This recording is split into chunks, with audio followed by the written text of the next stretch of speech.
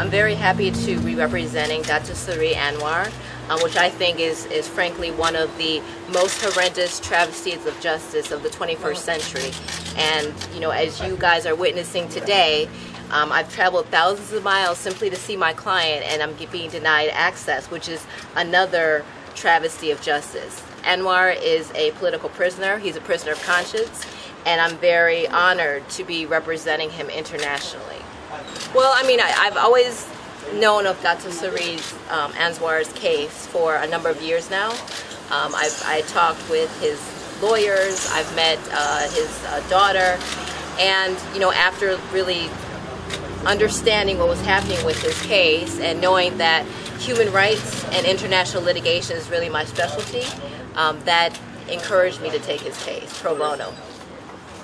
Well, I'll mainly be representing him on the detention and on his current criminal case, or on any other cases that he wants me to represent him on. And all my representation is pro bono. This is not sort of something I'm doing for money. I'm doing it because it's the right thing to do. For these cases? I plan to, yes. Just like I plan to see him today, but apparently that didn't work. Have you applied to be able to represent him in court? They have put in the paperwork, yes. How long will you be based in Malaysia for this case? Well, I'll be coming back and forth as long as it takes. Frankly, I think it's real travesty that Anwar has been in prison for as long as he has. Anyone that knows anything about rule of law or justice, I think, would agree that what has happened to Datuk Seri Anwar is really a political issue more than a legal issue. And, people need to understand that what's happening to Anwar is not just an issue for Anwar, but it's an issue for the over 29 million people of Malaysia. It is a global issue, which, frankly, I intend to talk very globally about the way that Datuk Seri Anwar has been treated within the legal system. Well, I mean, Anwar didn't do it. That's how we plan on charging, and I think the evidence has overwhelmingly shown that Datuk Seri Anwar is innocent of sodomy. For instance, the alleged victim reported the sodomy to government officials 2 days before it even happened.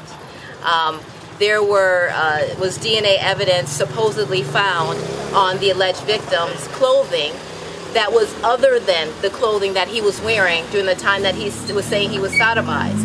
The alleged victim's statements have been extremely inconsistent from beginning to end.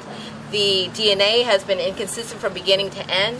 The DNA was tampered with by police officers within the government, and that was testified to in court, which we're happy to share all that documentation with you all, so you don't have to take my word for it. You can see it in black and white for yourself. One thing is that Anwar's statements and his version of what has happened, the truth from Anwar has always been consistent. And that's the thing about the truth, right? The truth stays the same and lies change.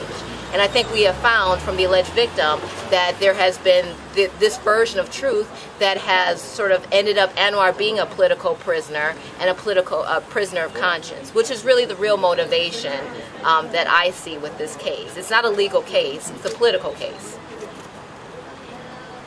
Have they stated why you cannot meet up with your client?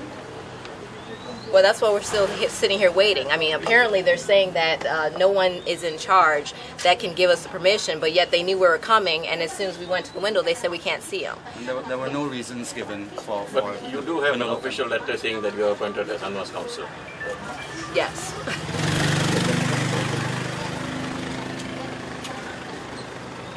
Do you have your certificate of legal practice to appear in Malaysian courts? What I'm doing is I'm under the other Malaysian lawyers that are practicing, that are representing Anwar. Oh, I'm sorry. So I'm part of the team of Malaysian lawyers who Datuk Seri Anwar is already having representing him.